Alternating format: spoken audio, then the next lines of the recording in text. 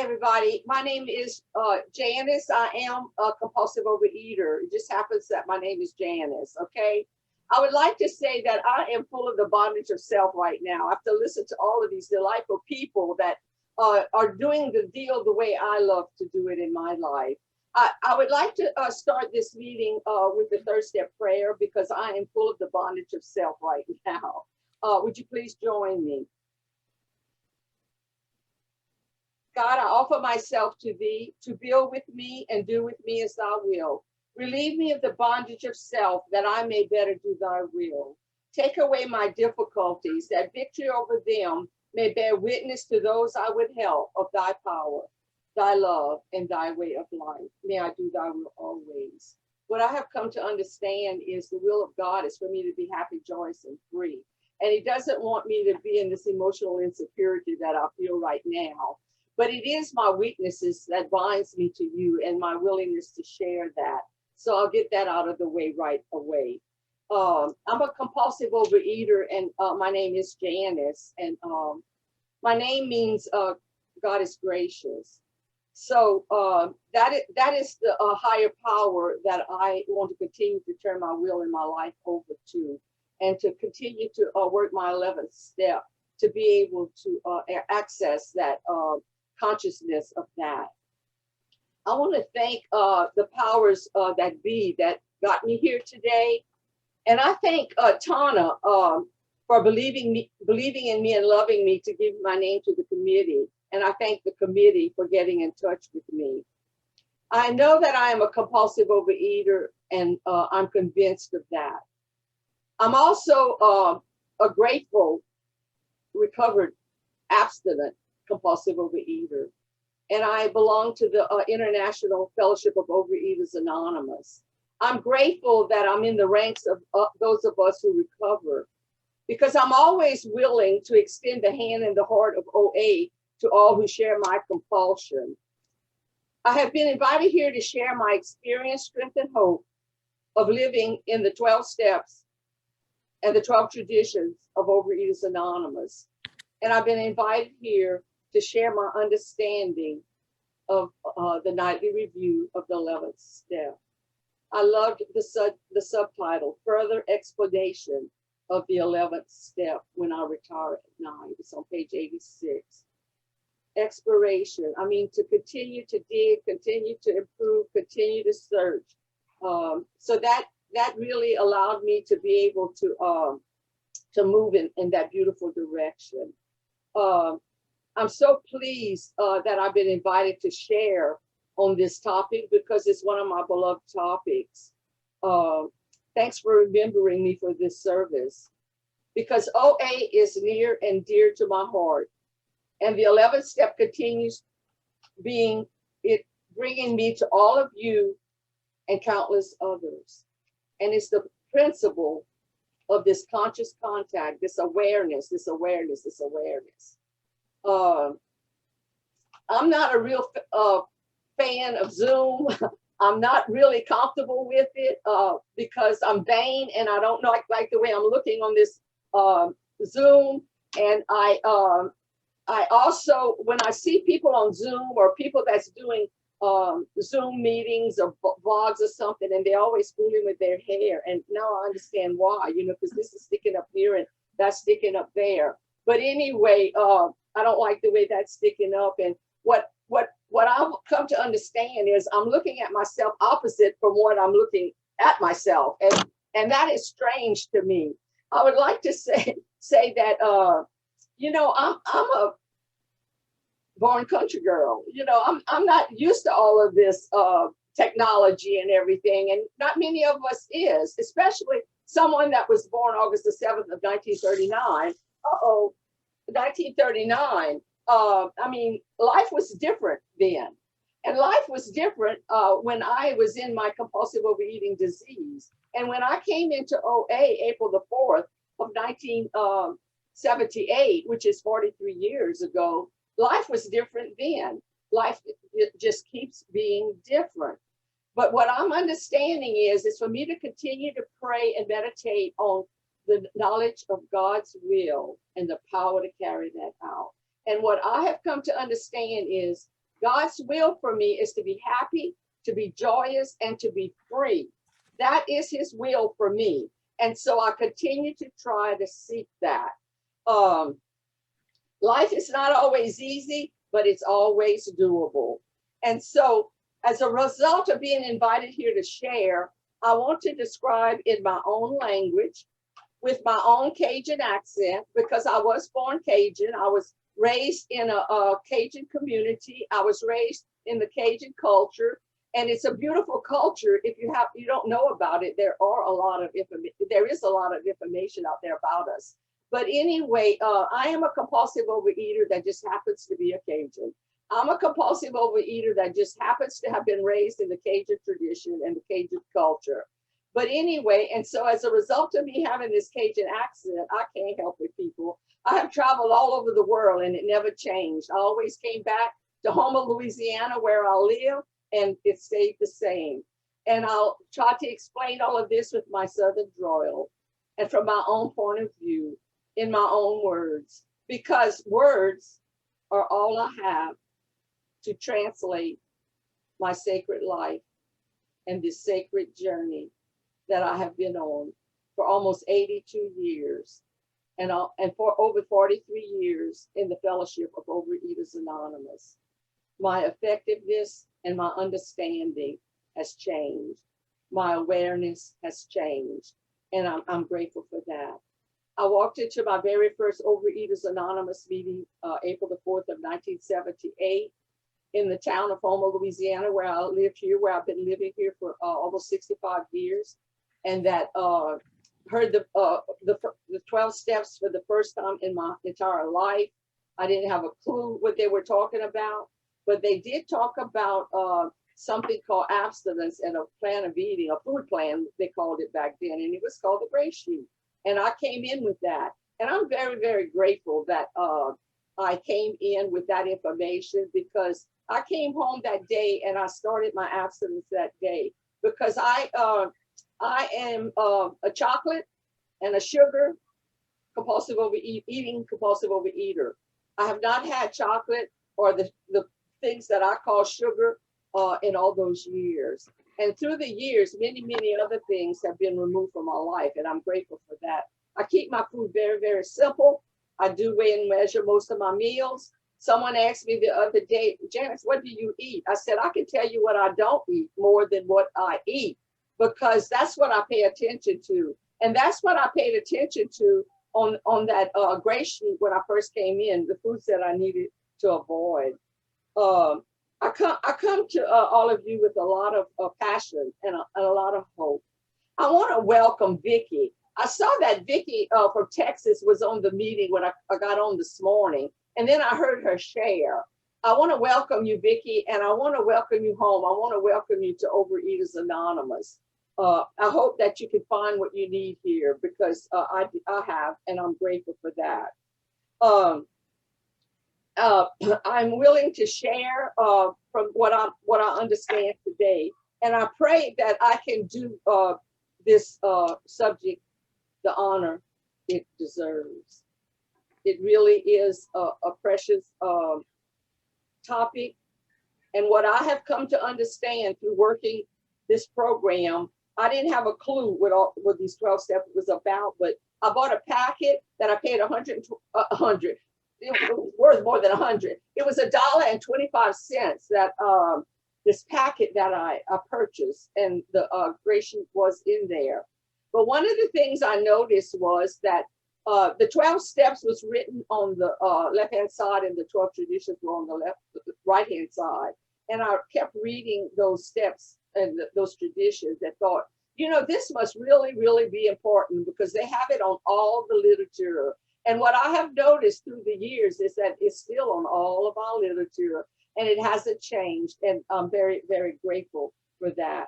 I would like to say that I believe that there's a lot of spirituality in abstinence because my spirituality is, I'm devoted to my spirituality instead of food and compulsive eating and my compulsive food behaviors that I came into here with. And abstinence is undoubtedly the life and the soul of spirituality. I was reborn in OA, so to speak. That's what they tell me. I was psychologically reborn. I would like to say that I know that I do have this chronic illness that, and I also know that repetition is the only way to create permanent recovery. Permanent recovery, uh, not cured of this disease, but I can, a day at a time, I can be permanently recovered, and I'm grateful for that. And as long as I'm practice any of my addiction, my mind would be altered, and I don't want my mind to be altered. I want my mind to be clear. I want my mind to be able to know what God's will is and the power to carry that out, and that's to be happy, joyous, and free.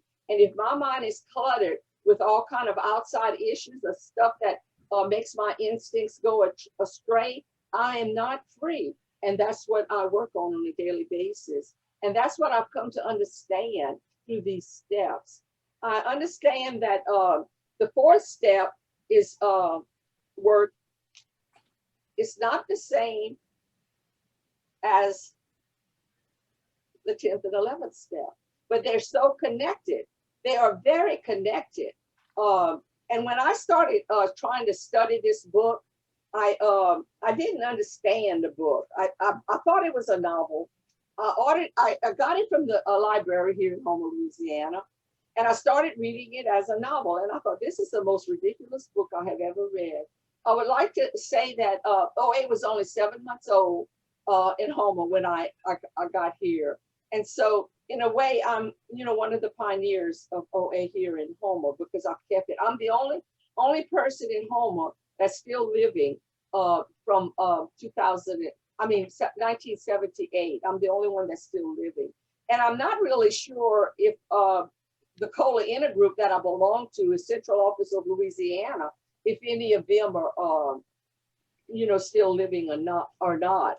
But as long as I would be practicing my addiction, my brain would be altered. And I love our new Brown book, the Basket Weave book, because Dr. Martin Lerner explains that. It explains how the brain is so affected by compulsive overeating and certain foods. And I also like what Teresa Wright wrote it in our book about the plan of eating. I just really enjoy this material. I was in the program about a little over 2 years. In 1980 is when the first Brown Overeaters Anonymous book came out. And I was really, really happy about the appendices in the book, that book that came out. And also, we're in our third edition of the Overeaters Anonymous book now, and all those ABCs are still in this third edition. The foreword and the preface is still in here, but Dr. Martin Lerner's article was added, and so was Teresa Wright added. And so more and more, it is giving me so much information about this killing disease that this disease robs me of. I would like to say that on page 86, when it talks about, being in the stream of life, that's where I want to be. I want to be in this stream of life. And also on page 163 in the big book, it said it takes us out of that stream of misery. And so that's what that nightly review continues to help me stay out of that stream of misery, because it doesn't take much for me to fall back into this remorse. It doesn't take much for me to start worrying. It doesn't take much for me to have morbid reflection. And I don't want that in my life anymore. And so as a result of that, I continue to work these steps. I continue to talk to my sponsor. I would like to say that I've had several sponsors through the years. And I would like to say that 3 of my sponsors have died. I mean, go figure that. And I'm still here. But having a sponsor that dies sure does leave a void in my life. And so one lady sponsored me for 11 years, and that she took me through a lot of my childhood traumas, and she took me through a lot of my fourth and fifth and sixth and seventh step work, and into my eighth and ninth work. Um, but the next sponsor sponsored me for 5 years, and she just continued to help me understand that my emotional securities and my financial security and all of that wasn't really who I was, but there was a way that I could overcome that. And so she helped work me with that. And then she died. And the next sponsor that I had sponsored me for 15 years, and she got really sick, and she died about a year and a half ago.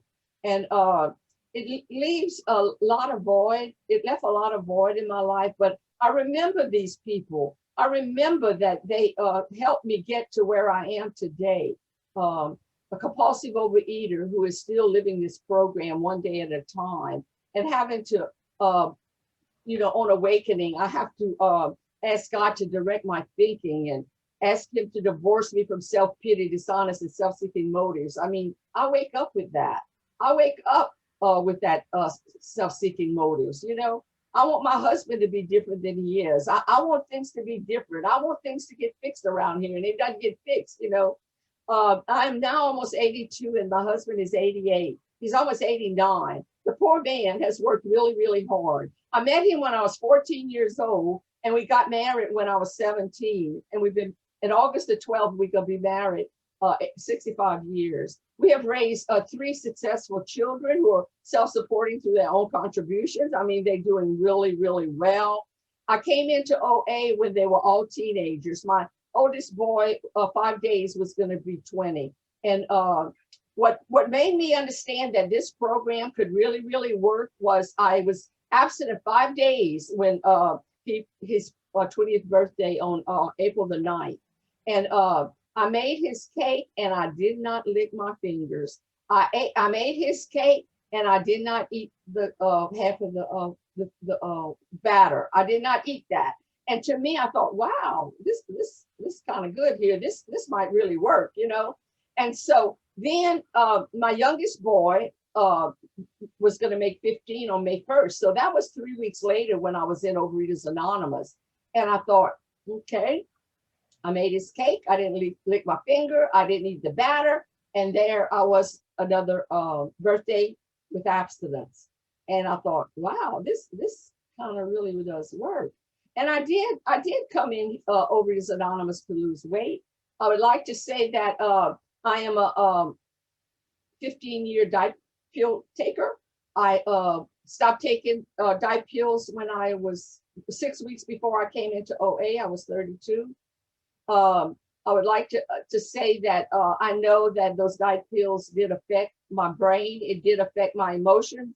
It did affect my psychological development. And, I'm grateful that I have been healed from all of that. And I sometimes, when new diet things came out in my last years of my recovery and everything, I thought, wow, that could really maybe work. And then I think about what Bill said, that he had found utopia, and that's what I have found. I have found utopia, and I know that none of that other stuff is going to ever work. It never worked. It won't work. The diet pills won't work. Abstinence works for me.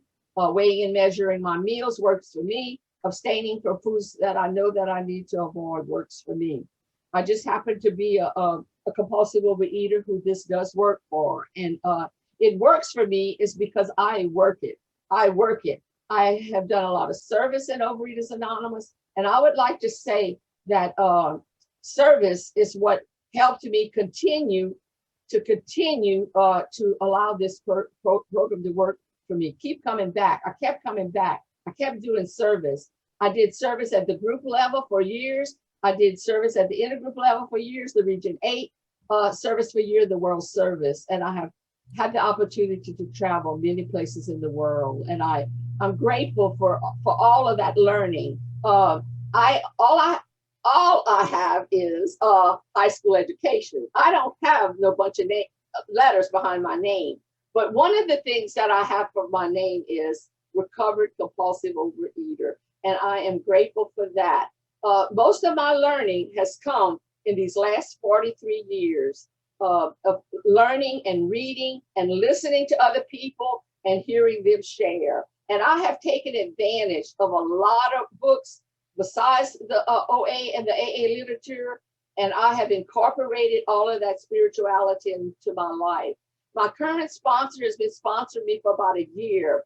And when I first called her to ask her if she would sponsor me, well, we just started talking. We started talking, and I was in a lot of pain. I was in a lot of pain. I have what's called trigeminal neuralgia on the right side of my face, and I'm still in a lot of pain. It's almost 2 years that has happened. I had a oral surgery on an impacted wisdom tooth, and he had to remove some bone and all. But I have been through treatment after treatment after treatment. I mean, 5 pain blocks, 6 ketamine injections, 7 doctors, 7 medicines, nothing. So what I have decided is I am going to just be in pain and work my steps and not take medicine and not go to any doctor right now. I'm just going to do what I do best, is work and live my Overeaters Anonymous program.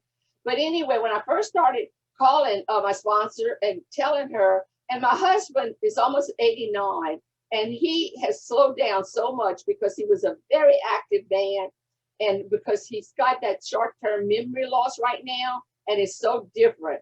And I tell you, the Serenity Prayer is helping me so much right now. You know, I have to have serenity around this, but I also have to have the courage to be able to try to change things that I can't.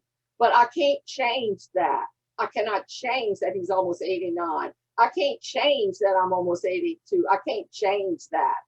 But it's that wisdom to know the difference. And to be able to have that wisdom to know the difference, I have to be able to do this nightly review, and I have to be able to do this upon awakening.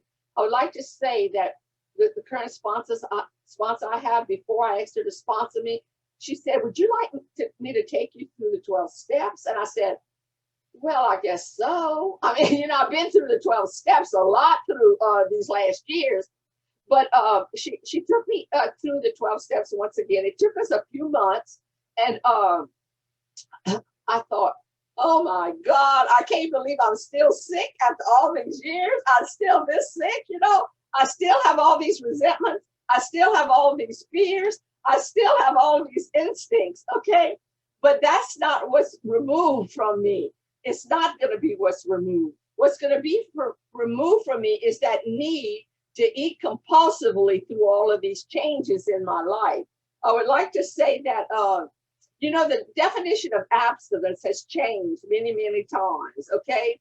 And this year at conference, it changed once again, okay? And what I loved about the 2019 definition of abstinence was that it's the removal of the need to eat compulsively. I loved that statement, but that's been removed. But now the new 2021 conference definition is we need to practice these 12 steps on a daily basis, okay? So morning is daily, night is daily, okay? What I learned when I was trying to learn this book, this big book of Alcoholics Anonymous, is that, you know, in step 4, it told me that I needed to take a moral inventory. But the 10th step taught me and teaches me that I have to take a personal inventory, but that I don't have to keep digging in the past. It's mostly the current situations that I'm in today.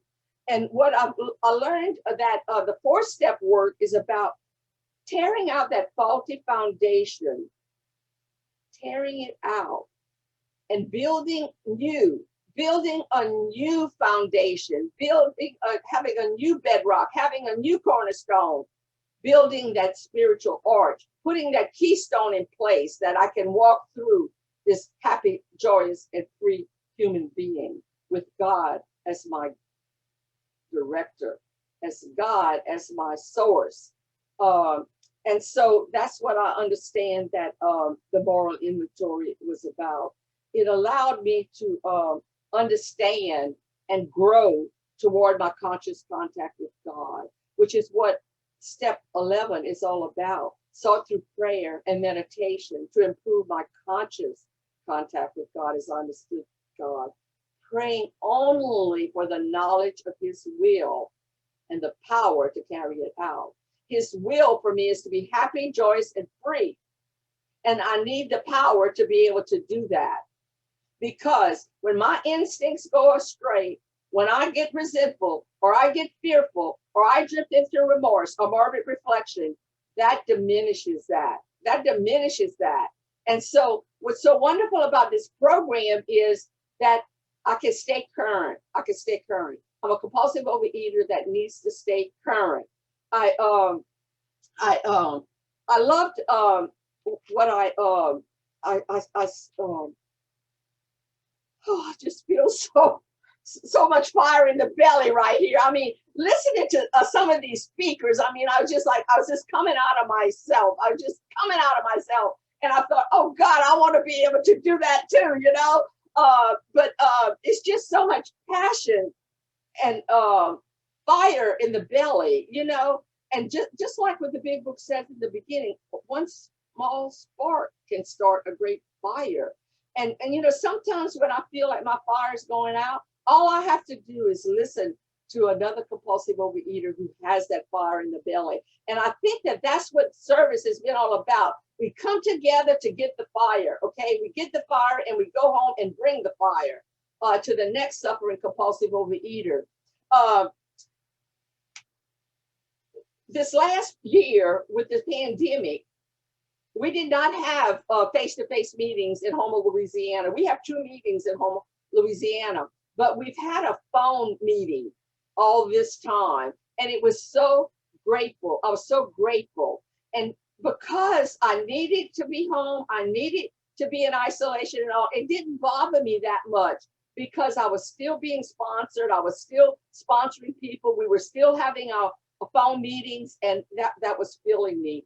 But the minute that was lifted, and we are now for a month already have been having face-to-face meetings in Houma, Louisiana. The minute I walked into that library room, I was overcome with emotion.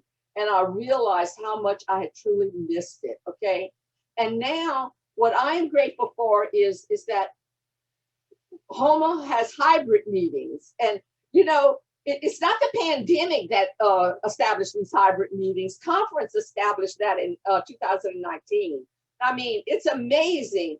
It's amazing how advanced Overeaters Anonymous has been since 1960. I mean, what people were saying about sugar and the white flour and all of that, the members of OA started saying that, okay? And now doctors are saying that, okay?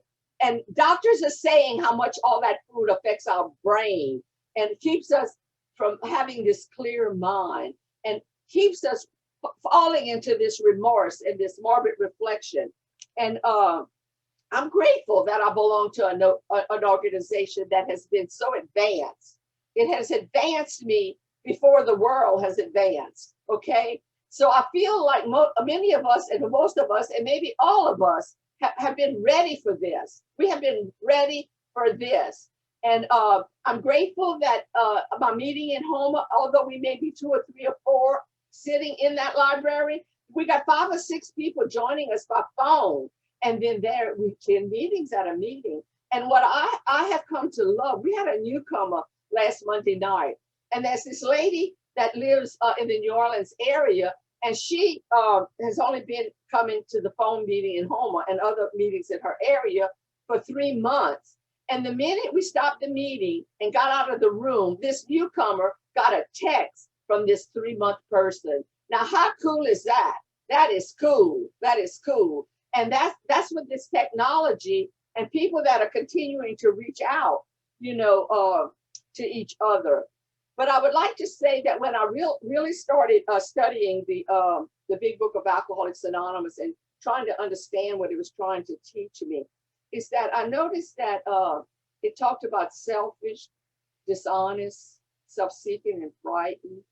And then, you know, later on in the inventory, talked about being inconsiderate. And what I've come to understand about that is that's my character defects representing my instincts that are going astray. Okay, um, because it's step 4. We deal with the big problems. We deal with the big problems. Okay, and I heard the speakers this morning say we got to attack those big problems. Now there's still big problems going on in the world. Okay, but I have a solution to those big problems. And I do not have to wallow in them. And I don't have to eat compulsively overeat them. And I don't have to take a nerve pill to combat, okay? Because I can live in the knowledge of God's will and the power to carry it out. God's will for me is to be happy, joyous, and free. And all of that other stuff avoids that. It keeps that away from me. But step 4 was dealing with my past. And step 10 and 11 are dealing with today. Today. It could deal with my future, but it mostly deals with my today and how I am to learn to live in the present moment with myself and with other people. And most especially with my husband of almost 65 years.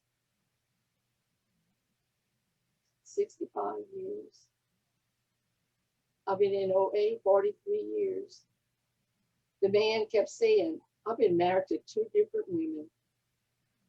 She's different than when I married her. But you know what? Today he's grateful for that difference. He's grateful for that difference. And we raised 3 kids. We have 6 grandkids.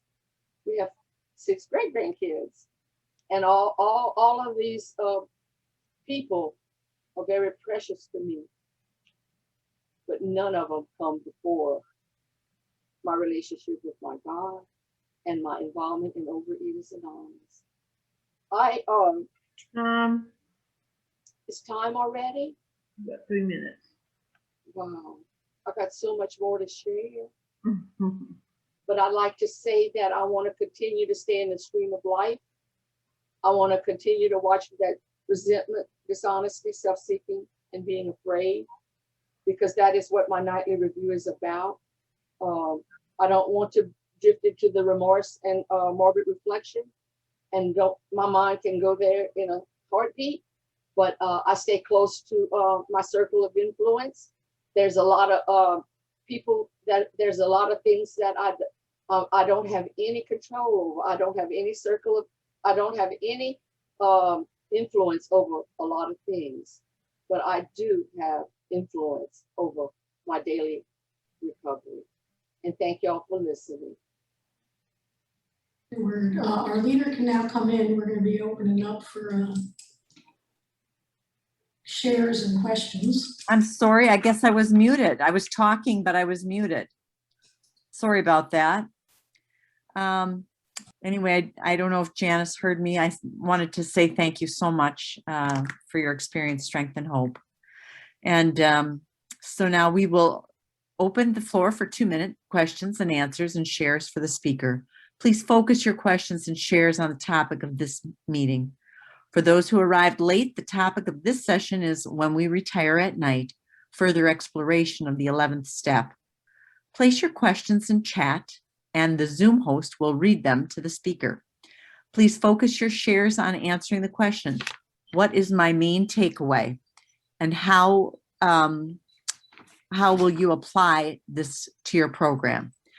To share, please raise your virtual hand by selecting Raise Hand at the bottom of the reaction menu located at the bottom of your screen or at the bottom of the participant list. If you are joining by phone only, please use *9 to raise and lower your hand. The leader will call on you to share. Please select Unmute to speak. The timer will signal when time's up. The meeting is now open for Q&A. Okay, and we have Maria with her hand up. So Maria, if you have a question or a comment, please go ahead. I have a comment about how much I'm Maria, compulsive overeater, and it'll be a year in July that I picked up the phone and called. I'm from Thibodaux, Louisiana, so I called Janice to ask where the OA meetings were. I was very down and out, and this lovely voice came on, and I've been a member ever since. She has been so loving, so positive, so encouraging, and I think you could tell that by her speech and her share. She loves OA and has transported that love to all of us, especially to me. And I just feel I'm one of the most grateful people in the world to have picked up the phone and had her answer the phone and accept me with loving arms. And I just thank my higher power for that. Thank you, Janice.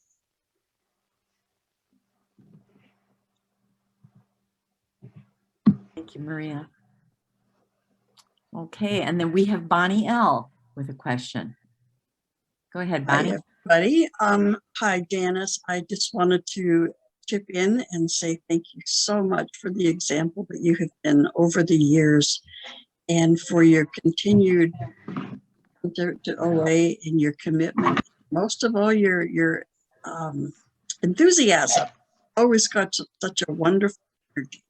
And I just really enjoyed hearing from you today. Thank you, Janice. Vicki? I see that you're a newcomer. Welcome. Thank you. Anyway, hi, Janice. Thank you for,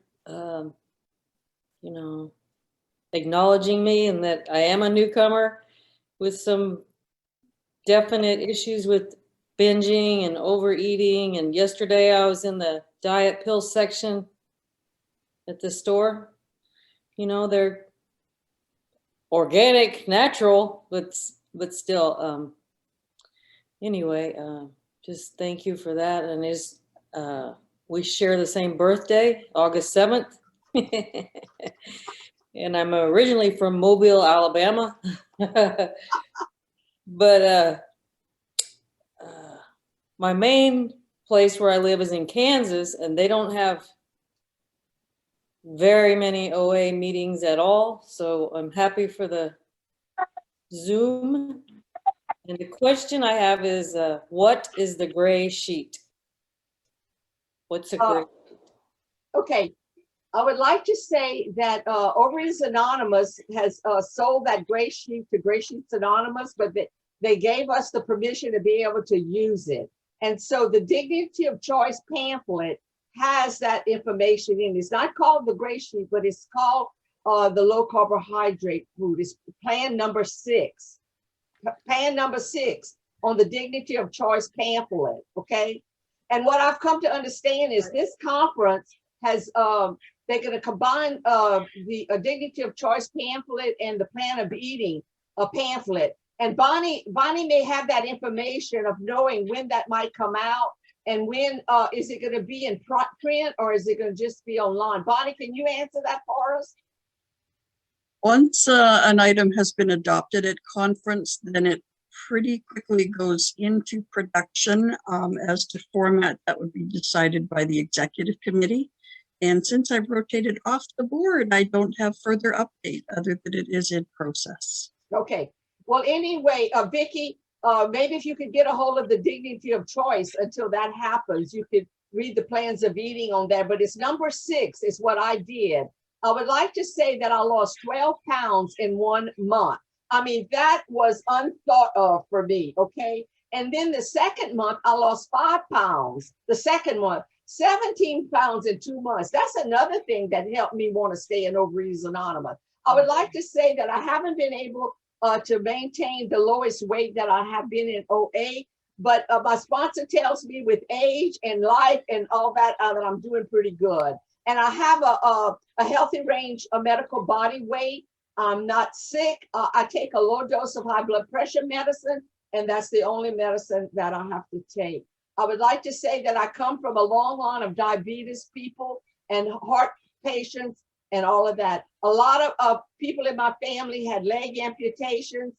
I want to walk out of this life with both my legs, people. Amen. And so I know that sugar is detrimental to diabetes, okay? It's not just detrimental to compulsive overeaters, it's also detrimental to diabetics, okay? And I don't want to have the disease. And I'm almost 82, and so far my numbers are good.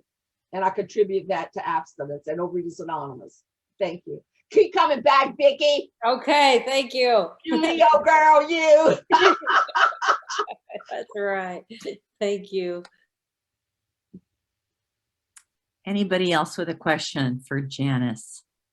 I see we have something in the chat. No? Okay. Just wanted to make sure if we had any questions there. Janice, was there anything you wanted to tell us that you said, oh, you wished you had more time? There was something else you wanted to say? Okay, I can have a lot of notes here. I mean, you know, I've been taking notes for 3 weeks. I didn't All use right. half of my notes, but it did remind me of you know, what I believe. But I love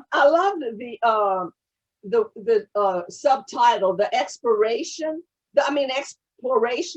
of the 11 steps. It's, you know, it's for the purpose of continuing to discover, you know, to continue to discover, not to undig all of my past, but to discover what I need to be living in and just for today. Another thing is that I didn't understand when I first came into OA was that it says that if we are painstaking about this phase of our development, painstaking, that doesn't mean it's going to be a lot of pain. It may be a lot of pain, okay, but it involves great care and effort and paying close attention to the details. I need to pay close attention to the details of when I'm selfish, when I'm dishonest, when I'm resentful, and when I'm afraid, and when I'm inconsiderate. I tell you, the other day I wrote out my upon awakening list, asking God to direct my thinking, that it be divorced from all of this, be divorced from this self-pity, because I wake up with self-pity sometimes, you know, and the dishonest and self-seeking motives. I have to be divorced from that. And so at the end of that day, I wrote to be nice to Jimmy.